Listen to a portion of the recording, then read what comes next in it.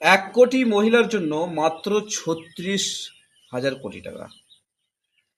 ISF বিধায়ক নওশাদ সিদ্দিকী উনি সরকারের কাছে প্রশ্ন করেছে, অন্নপূর্ণা যোজনার যেসব মানুষগুলো টাকা পাচ্ছে বা যারা পাচ্ছে না, সরকার বিধানসভা ভিত্তিক একটা লিস্ট পাবলিশ করে দেখ, যে লিস্টের মধ্যে থাকবে যে এক একটা বিধানসভায় এত মহিলাকে অন্নপূর্ণা যোজনার টাকা দেওয়া হচ্ছে। সরকার করে দেখ, তাইলে হয়ে যাবে। কিন্তু সরকার 36,000 কোটি টাকা যেটা বরাদ্দ করেছে, যে টাকাটা দিবে বলেছে, সেই টাকাটা 1 কোটি মহিলাকেই দেওয়া হবে। 1 কোটি মহিলার বেশি তো আর কাউকে দেওয়া যাবে না।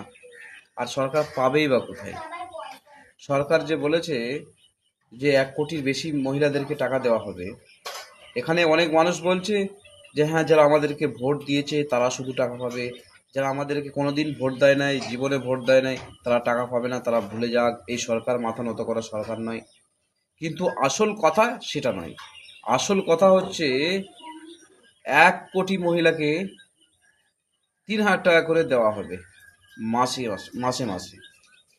তাহলে 1 কোটি মহিলাকে যদি মাসে 3,000 টাকা দেওয়া হয়, আজকে আইএসএফ বিধায়ক নওশাদ সিদ্দিকী যে কথাটা তুলেছেন, সেই কথাটা হচ্ছে সরকার একটা পাবলিশ করে দেখ, একটা লিস্ট জারি করুক, যে লিস্টের মধ্যে থাকবে যে অমুক বিধানসভায় অমুক এতগুলো মহিলাকে দেওয়া হচ্ছে।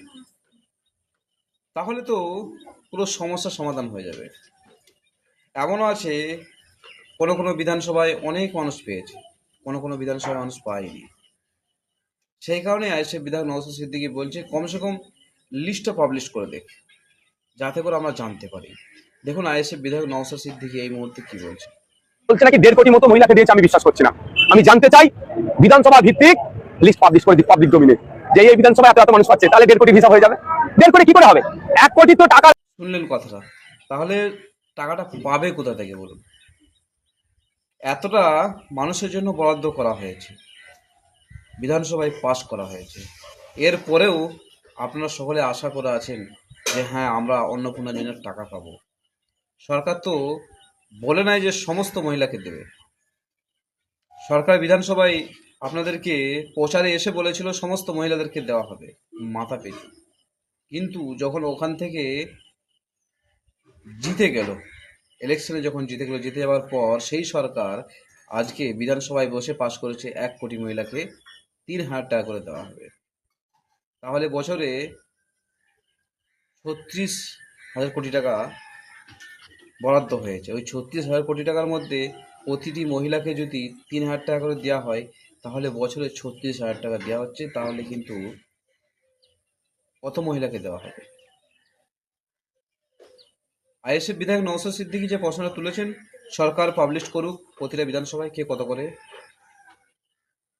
পাচ্ছে টাকা, কতগুলো মানুষকে দেওয়া হচ্ছে, একটু পাবলিশ করে দেখ, বাস এটাই আইএসএফ বিধায়ক নওশাদ সিদ্দিকীর দাবি।